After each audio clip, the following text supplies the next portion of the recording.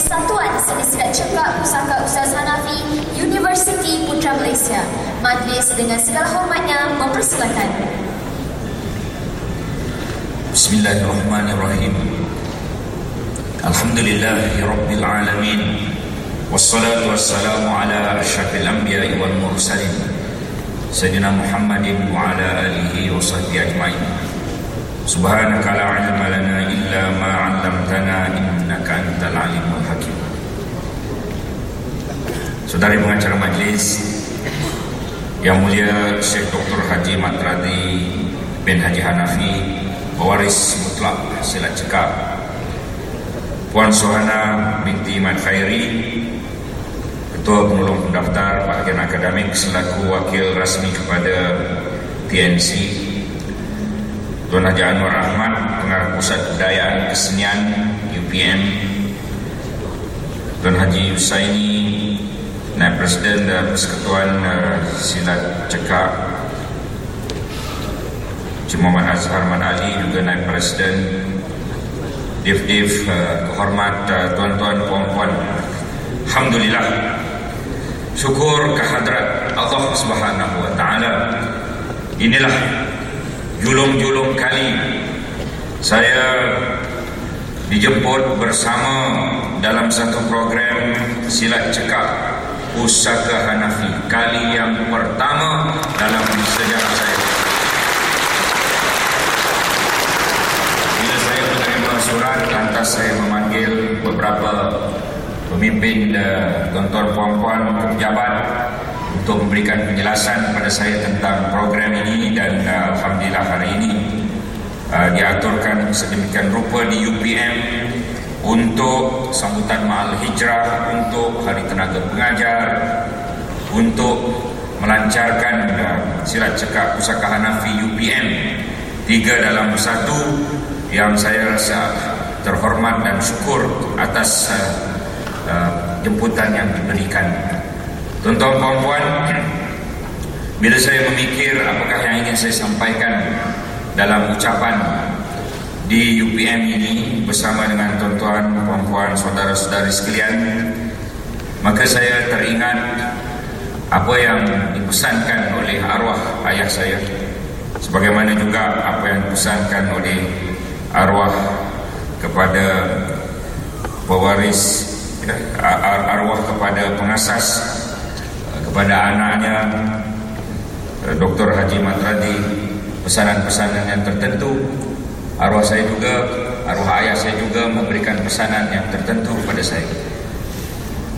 Beliau kata kalau nak berjuang untuk alif bata, perjuangan abata, perjuangan agama, bangsa dan tanah air. Dalam apa juga, sama ada dalam politik ataupun dalam NGO, dalam silat, dalam diri kita sendiri selaku penggerak apa juga, penggerak universiti, penggerak pejabat, penggerak syarikat. Perjuangan alif bata, perjuangan abata, perjuangan agama, bangsa dan tanah air itu patut mendasari perjuangan kita. Agama Islam, di samping kita menghormati kebebasan beragama untuk mereka yang telah beragama lain melaksanakan agama-agama mereka. Hari ini dalam tuntutan alif itu sempena Ma'al Hijrah, hijrah Nabi Muhammad SAW daripada Mekah ke Madinah, sebagaimana yang disebut oleh Syekh Dr. Haji Mat Radhi tadi. Hijrah juga memberikan suatu makna yang lebih daripada perjalanan, perpindahan. Ia memberi makna perubahan daripada kebatilan kepada kebenaran, daripada kemunduran kepada kejayaan, daripada kejahilan kepada kebijaksanaan, daripada yang buruk kepada yang baik, daripada mazmumah kepada mahmudah. Hijrah menuju ke arah kecemerlangan. Jadi Tuan-tuan puan-puan, hari ini sempena sambutan Ma'al Hijrah, mari kita tanamkan dalam diri kita untuk kita mempunyai nilai-nilai yang mulia berubah daripada nilai-nilai yang hina. Hijrah yang lebih besar maknanya, yang disimbolkan dengan perjalanan Nabi daripada Makkah ke Madinah, daripada satu kawasan yang porak-poranda pada kawasan yang menjadi contoh sehingga sekarang. Jadi mudah-mudahan perkara itu sentiasa menjadi ingatan pada kita. Dengan tema pada tahun ini wasatiyah. Wasatiyah itu sederhana, wasatiyah itu seimbang, wasatiyah itu adil, wasatiyah itu terbaik. Itu 4 maksud wasatiyah: sederhana, seimbang, adil dan terbaik, yang telah dinyatakan oleh sarjana-sarjana dan ulama mengenai konsep sebenar wasatiyah. Malam tadi saya bersama dengan Perdana Menteri Yang Berhormat Datuk Seri Muhammad Najib Tun Haji Abdul Razak. Betul-betul duduk di sebelah beliau selama 2 jam majlis Lembaga Hasil Dalam Negeri dan juga Kastam Diraja Malaysia, yang mana mereka itu menyumbangkan hasil yang besar kepada negara. Hasil negara 220,000 juta, mereka menyumbang 169,000 juta bilion, 169 bilion daripada 220 bilion, ataupun 76.8%, ataupun 3/4 daripada hasil dalam negara ini disumbang oleh Lembaga Hasil dan Kastam, yang kedua-duanya berada di bawah Kementerian Kewangan. Saya duduk di sebelah Perdana Menteri yang memulakan gerakan wasatiyah di negara kita ini, yang menghidupkan kembali gerakan wasatiyah di seluruh dunia. Walaupun beliau bukan lulusan agama, beliau lulusan ekonomi daripada United Kingdom, tetapi dalam ucapannya di peringkat antarabangsa, beliau dikenali sebagai mewakili dunia Islam yang inginkan dunia Islam itu menjadi dunia yang sederhana bukan ekstrim, dunia yang seimbang, dunia yang adil dan terbaik. Dilihat Islam itu begitu rupa. Alhamdulillah, apabila beliau berucap baru-baru ini di London, di kota London, ini masih lagi perjuangan alif yang saya nak kongsikan kepada saudara-saudari. Beliau berucap di kota London, World Islamic Economic Forum, 3,000 orang di hadapan berbagai peringkat, korporat dan lain-lain, 120 buah negara, yaitu Forum Ekonomi Islam Antarabangsa yang ke-12 yang dianjur oleh negara Malaysia. Negara Malaysia menganjur World International Economic Forum, bukan negara Arab yang menganjur. Penaungnya Datuk Najib. Apa yang Datuk Najib sebut di hadapan 3,000 orang, 120 negara di kota London? Saya membaca ucapannya, walaupun saya tidak bersama.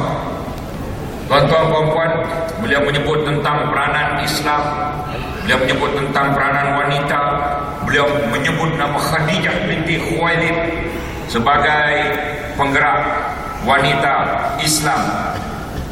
Di hadapan kita ini pun ada kumpulan wanita.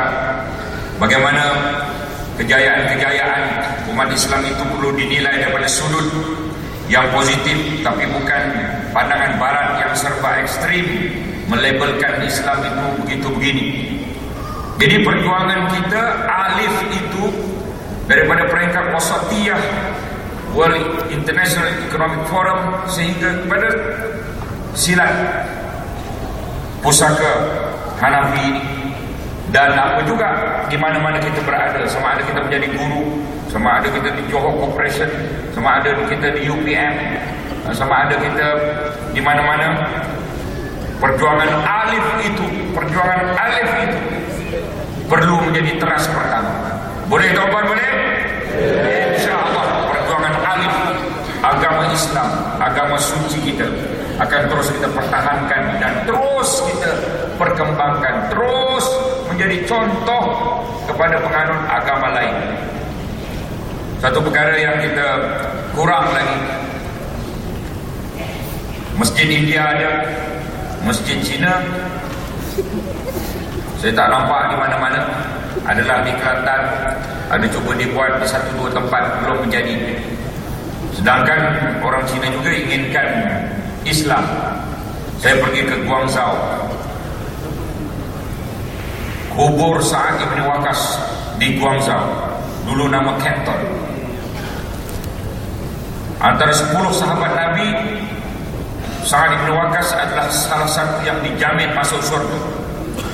Bila Nabi pesan untuk ilmu walau sampai ke negara Cina, Sa'ad Ibn Waqqas sampai ke negara Cina dan disemandikan. Dan saya menziarah kubur. Masjid tua, sebelahnya masjid baru besar indah. Rupa-rupanya orang negara Cina yang Islam jauh lebih ramai daripada penduduk seluruh negara Malaysia yang 29 juta orang, tapi ada 60 juta orang Islam di negara Cina. Jadi kadang-kadang kita hanya melihat dari sudut kaum, tidak melihat dari sudut agama. Perjuangan cukup panjang dalam negara kita ini. Bayangkan, daripada bangsa Cina yang kaya-kaya itu, kalau mereka Islam, alangkah mudah kerja-kerja kita untuk membina 35 juta kompleks silat ini. Ustaz, sekejap saja boleh diberikan oleh Robert Walk kalau di Islam. Tapi dia belum. Tak payah kita nak buat makan malam ni aku semua. Tetapi ia tidak berlaku kerana kerja kita banyak yang tidak selesai, ya. Alif kita itu banyak yang tidak selesai. Selesaikanlah dengan seberapa upaya kita. Yang kedua, bangsa Melayu, bangsa Bumiputra. Di samping kita mengiktiraf bangsa-bangsa lain dengan semangat gagasan satu Malaysia, Melayu masih lagi tertinggal di berbagai tempat, di berbagai sudut, di berbagai profesionalisme, di berbagai perniagaan.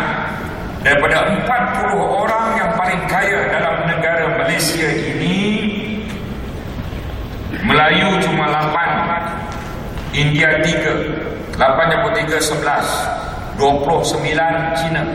Dengan lain perkataan, Melayu dan Cina 1/4, Melayu dan India 1/4, Cina 3/4 daripada 40 orang yang paling kaya di seluruh negara Malaysia.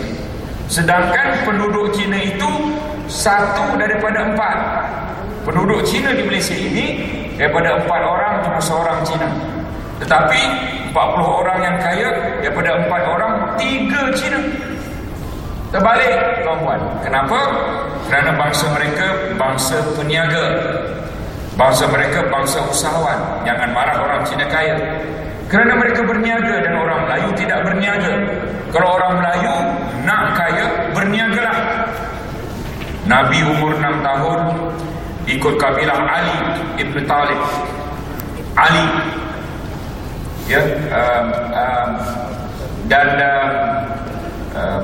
kabilah itu sentiasa diselubungi awan dan ditanya kepada seorang Kristian padri nama Bukhara. Dia kata, jaga anak saudara kamu ini, kerana anak saudara kamu ini nanti akan jadi manusia agung.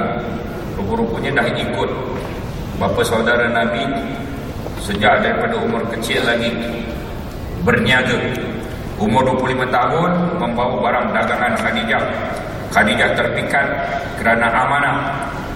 Pesan guru-guru kita, jadilah orang al-amin, amanah. Guru-guru kita jarang berpesan, jadilah usahawan yang berjaya. Macam Nabi Muhammad umur 25 tahun dan ikut hadis Nabi, 9 daripada 10 punca kekayaan adalah pada hasil perniagaan. Bagaimana sebut dalam bajet 2014, ucapan Datuk Najib tertulis perkataan itu. Beliau menyebut 9 daripada 10 punca kekayaan daripada hasil perniagaan. Kalau diikut perkara-perkara ini, bangsa kita ini tidak akan mundur. Daripada 100 kedai di Lembah Kelang ini, 14 kedai sahaja kedai orang Melayu. Yang lain kedai orang lain. Dan 14 kedai itu kalau ditanya, di mana kedai saudara? Kedai saya di tingkat 5. Tingkat 5 itu di mana? Naik atas kali 7. Sebelahnya ada Talas Wanita, sebelah itu kedai saya. Tingkat 5. Siapa nak naik kawan? Kedai-kedai mereka di penjuru kiri dan kanan. Kedai-kedai mereka di pintu-pintu hadapan. Orang berpusu-pusu. Itulah nasib kita kerana kita tidak mengikut apa yang Nabi pesan. Rakan saya seorang bernama Sa'ad Sulaiman di hadapan itu, beliau menulis buku-buku tentang usahawan. Walaupun beliau belum kaya lagi, tapi beliau ada usaha untuk ke arah itu. Jadi kalau nak kaya, berniagalah. Seumur hidup kita tidak akan kaya kalau kita makan gaji. Yang itu bukan hadis, itu kata-kata saya sendiri. Saya nak ulang balik, seumur hidup tak akan kaya kalau makan gaji. Sungguh tuan-puan, tanyalah Puan Sohana, dia makan gaji, tak kaya sampai sekarang. Saya juga begitu, ya. Kalau orang makan gaji kaya, mesti dia ada silap di mana-mana, rasuah dan lain-lain. Jadi, sungguh tuan-puan. Jadi kalau nak kaya, berhenti kerja makan gaji dengan orang. Tapi kalau bankrupt, dia akan cari saya pula. Kerana kena ada ilmu perniagaan itu. Jadi bar kita itu boleh lagi diteruskan. Kita ingin memperkasakan ekonomi Bumiputera. Dilancar oleh Datuk Najib di UiTM. Usaha-usaha memperkasakan ekonomi Bumiputera. Bacalah dan carilah segala peluang. Dan tak alif bata tanah air. Tanah air kita ini inilah satu-satunya. Baru-baru ini coba diceroboh di Lahad Datu. Dan saya pun pergi ke Lahad Datu 5 hari selepas dibom dengan agensi penguatkuasaan maritim. Turun saya di airport, 7 orang dengan rifle dan machine gun menunggu saya. Komando-komando agensi penguatkuasaan maritim. Dia kata, Datuk, pakai baju kalis peluru. Saya kata, kenapa perlu pakai? Datuk, ada 2 pilihan. Datuk nak pakai atau tidak? Sama ada Datuk nak hidup atau Datuk nak mati. Kalau begitu saya kata, saya pakailah. Tak pernah berlaku, kawan. Tidak pernah berlaku. Saya turun kapal terbang, disambut dengan 7 komando dengan senjata yang begitu hebat. Bawa saya 5 buah Land Rover dan juga kenderaan. Dan saya berpesan, jangan ada seorang pun pegawai saya ikut. Kerana saya kata, kamu semua masih muda, biar saya yang agak tua ini pergi. Biar saya pergi dulu, kamu duduk saja di rumah masing-masing. Bodyguard saya pun, saya kata jangan pergi. Bodyguardnya di sini sebab saya kata kamu belum ada anak, nanti tak dapat berasa ada anak. Punya suasana perang, bapak. Suasana perang. Suasana perang Lahad Datu itu terlalu amat menusuk ke dalam kalbu. Pergi ke Tiada Sahabat, tak pernah berlaku. Namun Perdana Menteri menyebut, dan kita juga dengan semangat silat ini, tidak ada seinci pun bumi Malaysia ini akan kita gadaikan pada orang lain. Setuju kawan? Itu semangat silat. Semangat silat untuk mempertahankan negara kita. Semangat silat untuk mempertahankan alif bata, perjuangan abata, agama bangsa tanah air. Dan tanah air kita ini ingin menjadi negara maju. Tidak ada sebuah pun negara Islam yang puluhan buah negara yang menyebut dalam carta negaranya ingin menjadi negara maju dalam tempoh-tempoh yang tertentu. Tak ada tu. Tidak di Arab Saudi, tidak di Mesir yang kucar-kacir, tidak di Syria, tidak di Iraq, tidak di Pakistan, tidak di Indonesia. Yang nak menyebut tahun-tahun tertentu menjadi negara maju, berdiri sama tinggi, duduk sama rendah dengan orang-orang bangsa lain, Yahudi, Nasrani, bangsa Jepun, bangsa Cina. Kita sahaja kawan, hanya Malaysia yang menyebut tahun 2020 kita ingin maju.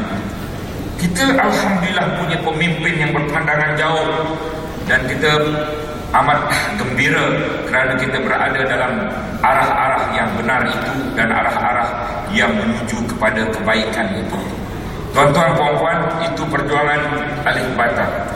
Untuk silat ini, saya tadi cuba merumus-rumus daripada silat itu boleh dibuat perkataan-perkataan yang tertentu.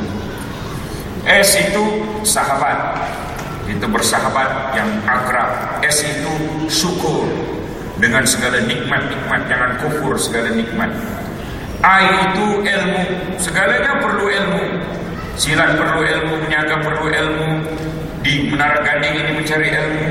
Tetapi dengan ilmu sahaja perlu ada ikhtiar. Ikhtiar. Kalau hanya ilmu, ijazah bergulung-gulung, tiada ikhtiar untuk memajukan kehidupan, tidak juga maju. Jadi ilmu dan ikhtiar. Dan laju, L itu laju. Apabila kita laju, maka kita boleh melonjak. Dalam banyak-banyak binatang ini, kita ambil contoh 2 binatang. Satu siput babi, satu lagi harimau bintang, ya. Kenapa saya sebut siput babi? Tuan-tuan, jangan jadi macam siput babi lembab. Kalau tanya siput babi kenapa engkau lembab, kerana ketika dia berjalan itu dia sentiasa memikir sama ada dia siput ataupun dia babi. Selingan. Jadi kadang-kadang kita ni jadi manusia yang confused. Nak makan gaji ke nak niaga? Jadi kita lambat. Jadi jangan jadi macam siput babi. Kena macam harimau bintang. Kenapa harimau bintang? Binatang paling laju kerana dia hari-hari mau bintang. Begitu. Ya. Pencapaian yang tinggi di angkasa. Jadi L itu laju dan melonjak. Kerana kita ini sudah ketinggalan. Kalau kita hanya laju tidak melonjak, kita masih lagi tertinggal. Amanah pada guru silat kita, amanah kepada persilatan kita, amanah kepada pusaka kita, ya, amanah kepada agama bangsa tanah air, amanah sebagai warga negara, dan akrab dengan ikatan-ikatan dan jaringan-jaringan dan networking. Saya gembira sampai ke Melbourne, silat cekak Hanafi. Gembira sampai ke kota London.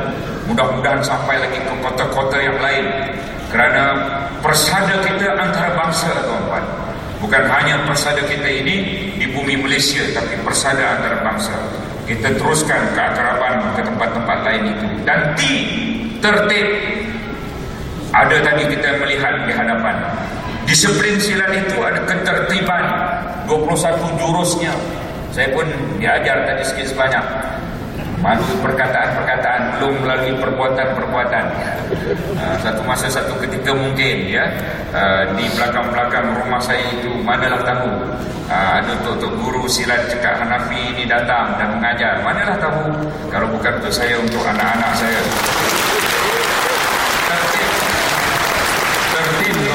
Tertib untuk kita melangkah itu, supaya langkah-langkah kita itu tidak silap, supaya bunga-bunga laluan-laluan kita itu sentiasa harum,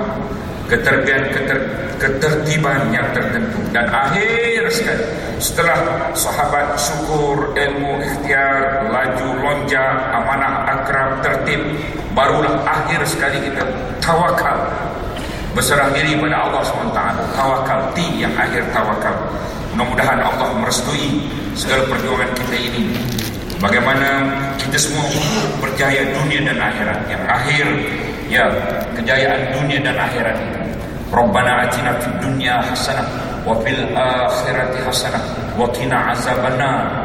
Yaitu berikanlah kita ini hasanah, kebaikan, kejayaan di dunia, hasanah, kejayaan, kebaikan di akhirat, dan jauhkanlah kita daripada api neraka. Tuan-tuan, dengan lafaz itu, lafaz yang suci Bismillahirrahmanirrahim. Saya dengan ini merasmi 3 perkara: sambutan Ma'al Hijrah, Hari Tenaga Pengajar, dan silat cekak pusaka Hanafi UPM dilancarkan dengan resmi. Assalamualaikum.